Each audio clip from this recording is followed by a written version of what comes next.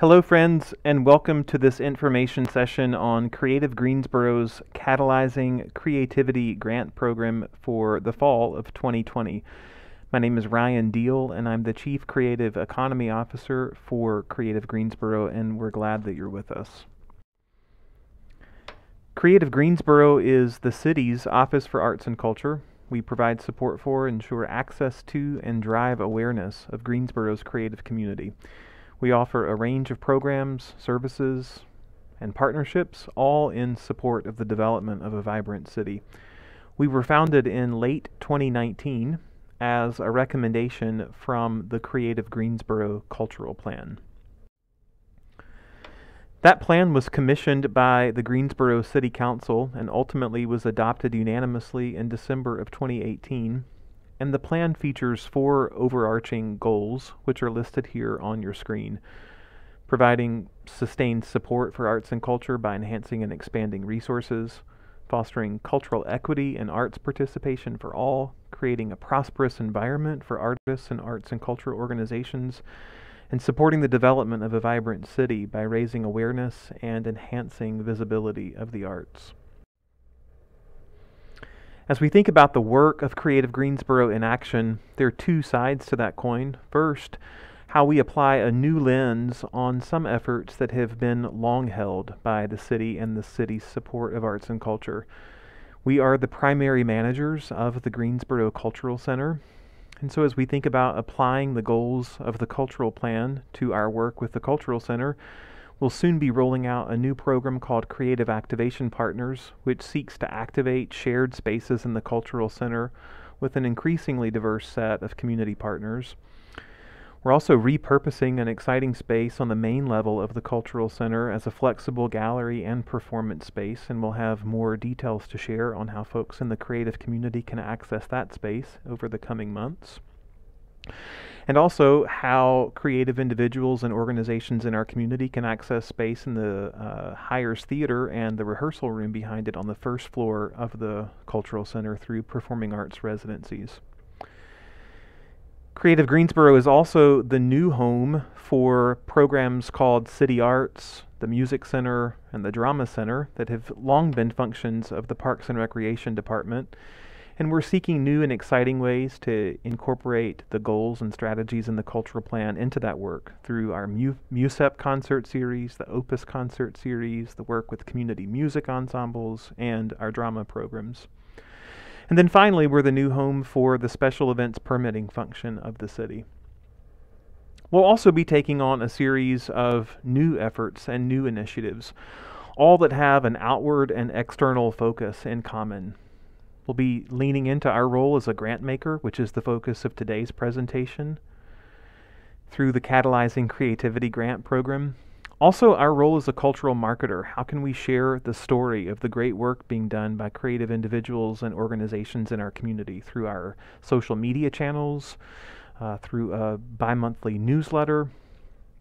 We have an exciting new project called Public Record, Greensboro's Creatives, that highlights the work of creative people in Greensboro through portraits, video interviews, and biographies.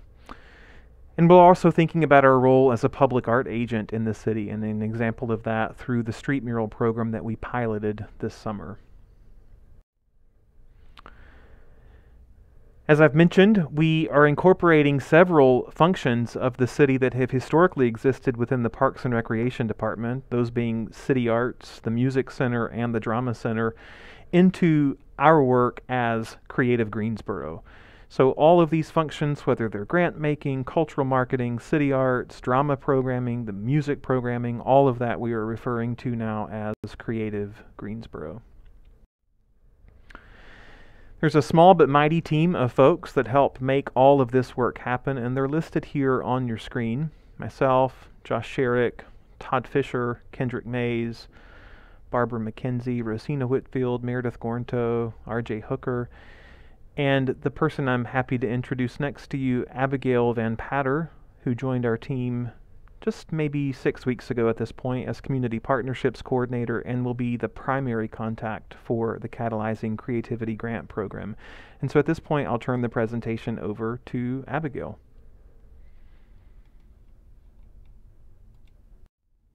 Thanks, Ryan. As Ryan mentioned, my name is Abigail Van Patter. I am the coordinator of community partnerships with Creative Greensboro at the Greensboro Cultural Center. I'm in charge of many of the shared spaces in the building and, as you might have guessed, community partners. I'm so excited you're here applying for our new Catalyzing Creativity Grant. The purpose of this grant is to provide financial support for creative programming that is open to both nonprofits and creative individuals. The project should have a specific intent of engagement with historically marginalized communities, communities of color, low-income communities, and people with disabilities. This is a direct response to Strategy 2.2 of the Creative Greensboro Cultural Plan. So what is creative programming? Creative programming, as defined in this grant, are activities represented by the following disciplines. They are also activities designed for public engagement, as opposed to solo studio art or independent research.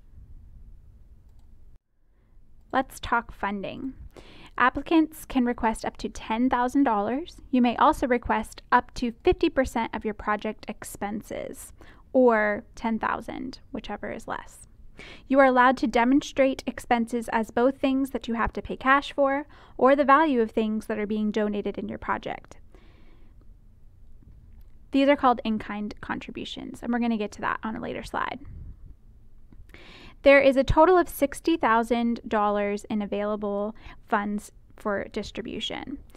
Grants will be distributed based on how well you score in a review process. Some applicants will be fully funded, some partially, and some declined.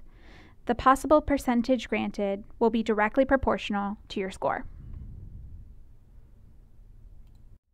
All right, let's talk timeline. Your project has to occur between January 1st and June 30th.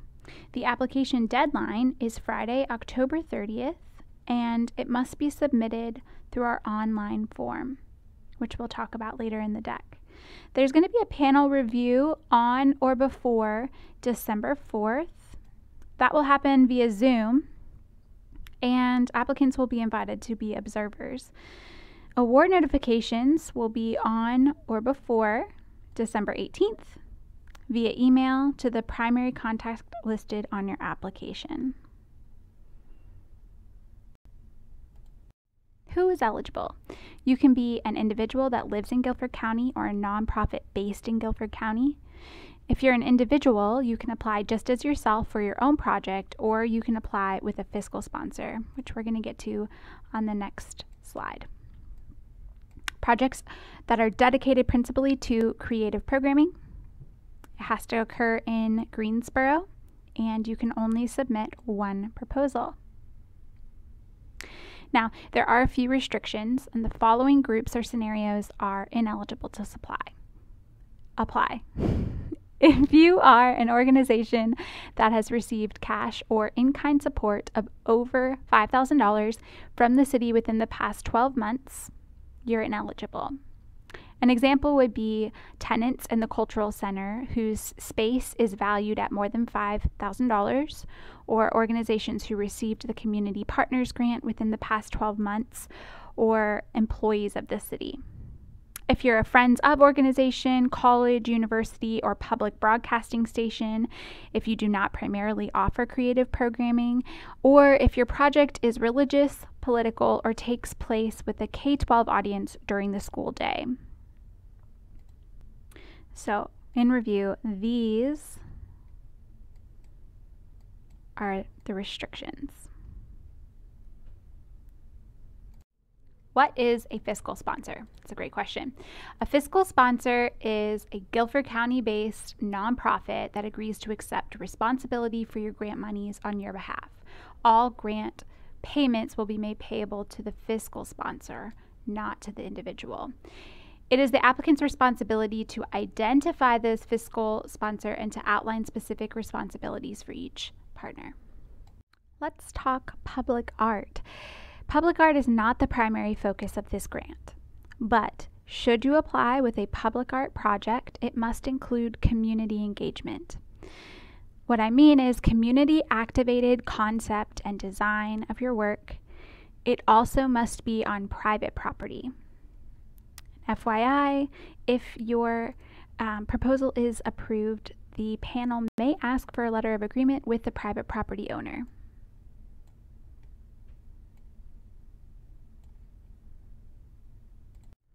If you are interested in public art in public spaces, there will be an opportunity for that in the future through a different program, and we will keep the community posted about that.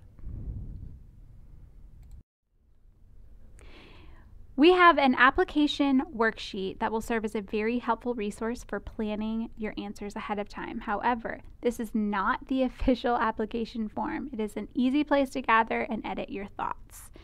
The application can only be submitted through our online form. You can also reach out to me or any Creative Greensboro staff with questions, but it must be 72 hours before the deadline.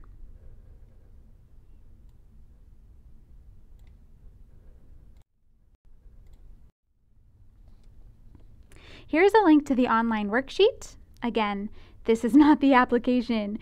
It just serves as a tool for crafting answers in advance.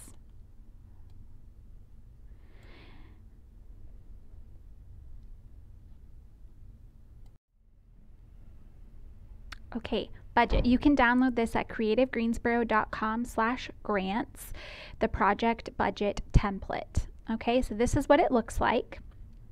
Be sure to download it, fill it out, and submit it with your online application. Let's walk through it. First thing you're going to want to do is fill out your name at the top. Then we're going to get into expenses. You'll want to list the name of the expense in this column, the amount, and then any notes regarding that expense. Please, please, please add additional information in this notes column that will help the review panelists get a full concept of your expenses. We want them to fully understand what your expenses are. Here's an example. Could write here, costumes. Here, $100. Here, costumes for the dancers. Then it's going to generate all of your expenses into a total right here in this blue box. That blue box is going to be asked, that amount in there is going to be asked for later in your application process. Then we have in-kind contributions, which we've talked about a little bit, but an example of this would be volunteers for the box office would go here. Then you'd add the total, $683. How did I come up with that total? I'll write it here in the notes. 4 volunteers for 32 hours at $21.36 an hour. Then, after you've filled out all of your in-kind contributions, it will generate a total in this yellow box. Last, we have revenue. Revenue, you can include confirmed amounts and anticipated amounts. Just be sure to let us know which is which. Clearly indicate that it's either anticipated or confirmed. So an example would be down here in registration fees and ticket sales, I would write $1,000. And then in this column, I would write 200 attendees at $5 each, anticipated. Then this green box is the most important box on this sheet for your application. So here we go. This is the amount that you are allowed to ask for. It will generate your grant request amount. There is a sample budget provided on this tab right here if you forget and you want a helpful tool there. Once filled out, the budget sheet will generate these 3 totals that will be asked for on your online application. These are found in the blue, the yellow, and the green box. You don't have to come up with your own totals. It already does it for you.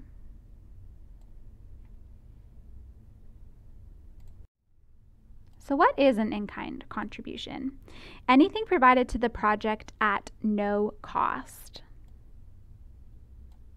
So some examples of this could be promotional materials, volunteers, space, printed materials, supplies, any of those things that would go into the in-kind category. Each contribution has to be logged with a cash value amount on your budget.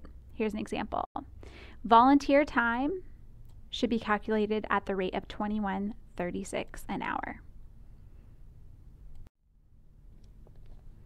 To start your application, log on to creativegreensboro.com/grants. Note, applications will not be accepted in any format other than this online form. Then you're going to click on this green button right here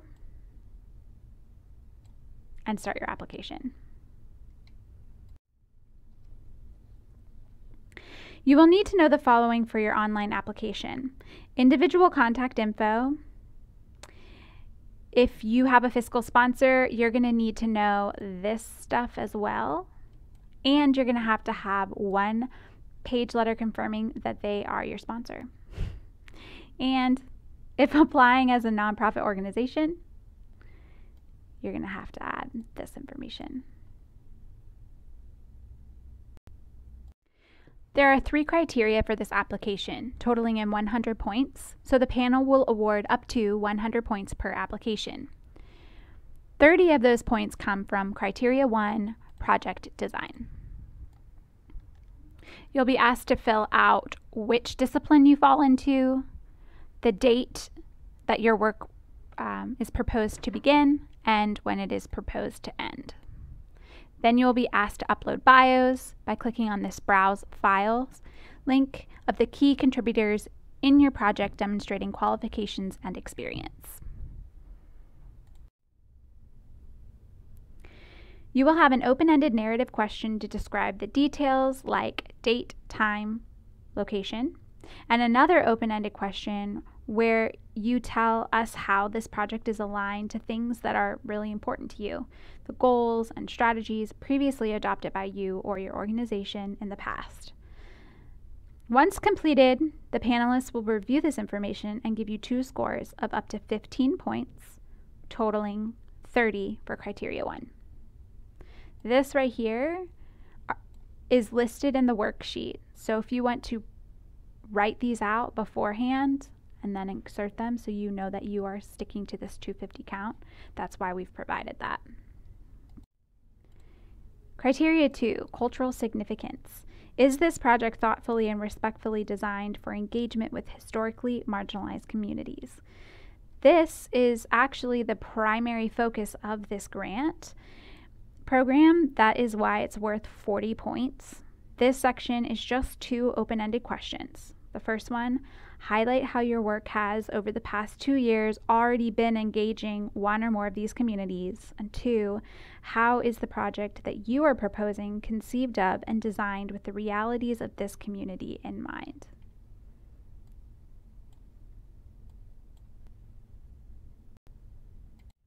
Okay, Criteria 3, Ability to Complete Project. This is where you're going to upload the budget that we talked about earlier by clicking on this Browse Files button. Make sure that you're uploading a completed budget. Next, you have these 3 fill in the blanks. The first one is where you're going to plug in the blue cell number off your budget, the yellow cell number, and then the green cell number. And those are already generated on your budget. Following the budget, you're going to upload some work samples. Now, this just helps the panel to see your prior relevant experience and kind of fills in the gaps there. So you can submit 1 page of links of up to 5 minutes worth of audio, video material, or 5 pages of written photo support material, up to 5 pages. And that can go right on in there. Followed by 2 open-ended questions about partnerships and stakeholders and your overall goals.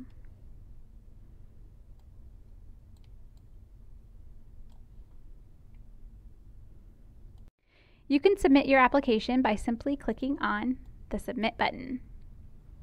Now, this should pop up over here If you do not receive an actual email in your email inbox that says that we received your application, and that email should actually include a copy of your application, if you do not receive that, then we have not received your application and you can contact me. Okay, let's review what we've discussed in this deck. Creative Greensboro will confirm eligibility and completeness of applications. Those applications will be sent to a non-local panel. On or before December 4th, the panel will meet and applicants will be invited to be observers.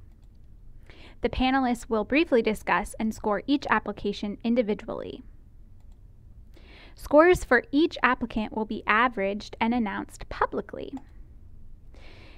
If you have a correction request, if panelists misstate information that is provided in the application, the applicant can request a correction and rescore. Such request must only be considered during the panel review meeting. There will be a process shared with you at a later date for this.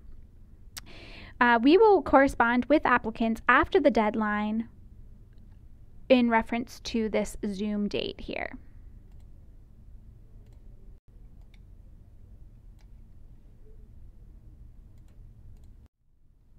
Funding decisions is formula driven within the context of available dollars and the range of applicant scores.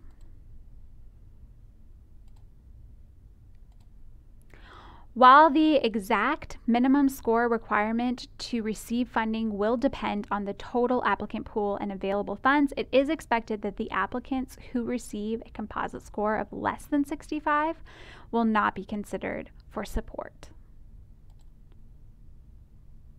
Not all requests will be funded.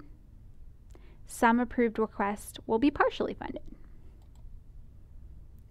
And you will be notified about awards via email on or before December 8th. Partners who are funded must submit a signed grant agreement, program details for Creative Greensboro to share on social media, participation reports, and acknowledgement of Creative Greensboro on all promotional materials. If you need any additional support, you can contact me, Abigail Van Patter. Here's my phone number, and here's my email. I will respond as quickly as I can to your requests for support, but keep in mind they have to come in 72 hours prior to the application deadline, so please plan ahead. And keep these 3 things in mind: be complete, be conversational, and be creative. I'm so excited to get your applications and that this grant is out and rolling. I really look forward to hearing from you. Thank you so much and have a great day.